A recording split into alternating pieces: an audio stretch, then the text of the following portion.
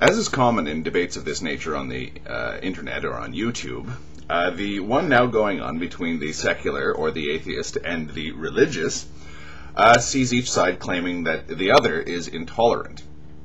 Now, let's examine those claims.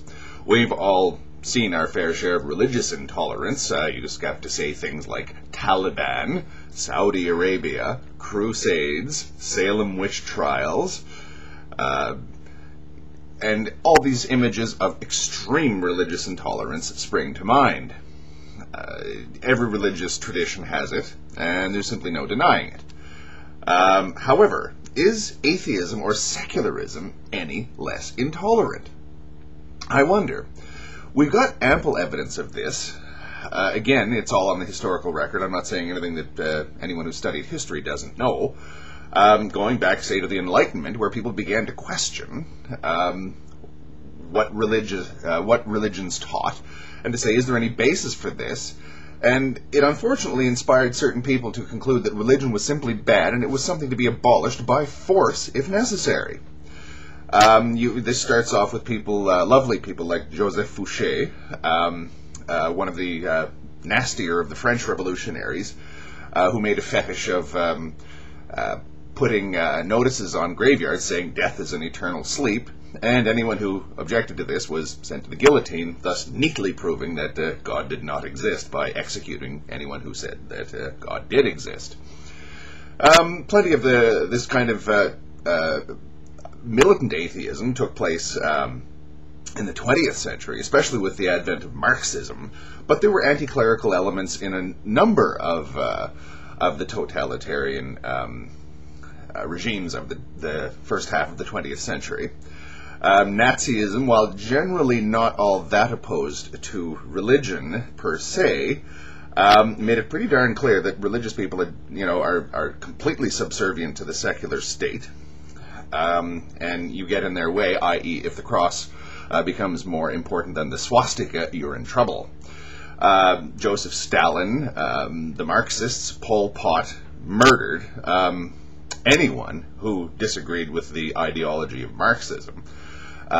Stalin actually killed off more people than Hitler did, and his was a blatant, stridently, ruthlessly atheist regime.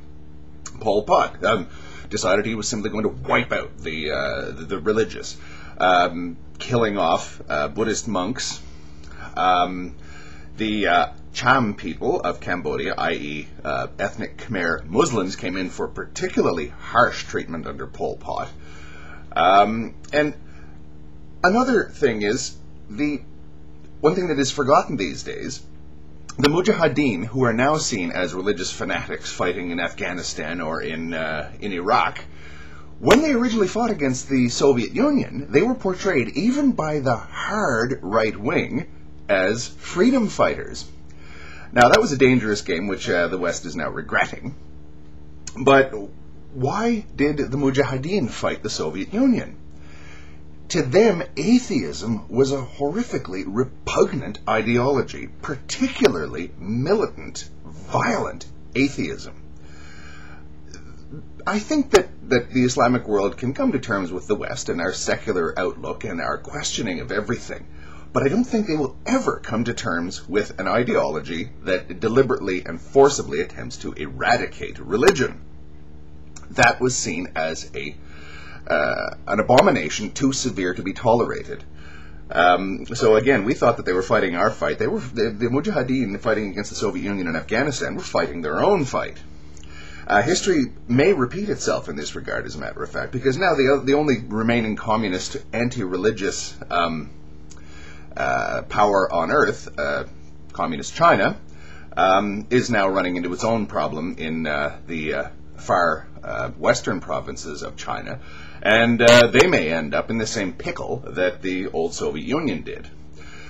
So anyway, maybe it's this kind of thing which colors the Islamic view of the atheist. It's not so much that they're worried about disbelievers, is they sort of project their fears onto the atheist to say, is this person really arguing Stalinism? Is this what we're going to see now again, the harsh persecution of Muslims at the hands of the atheists, where holy men will simply be, dragged out and sent to the gulag or shot.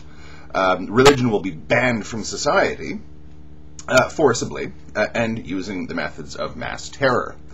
Now, of course, most Western atheists are pretty genteel, and they have no intention of ever doing anything like this. But by the same token, most Muslims have absolutely nothing against Western secular notions. They don't want to impose their will on anyone. But again, we project our fears onto them. We think, what's their hidden agenda? It's working both ways. Thank you.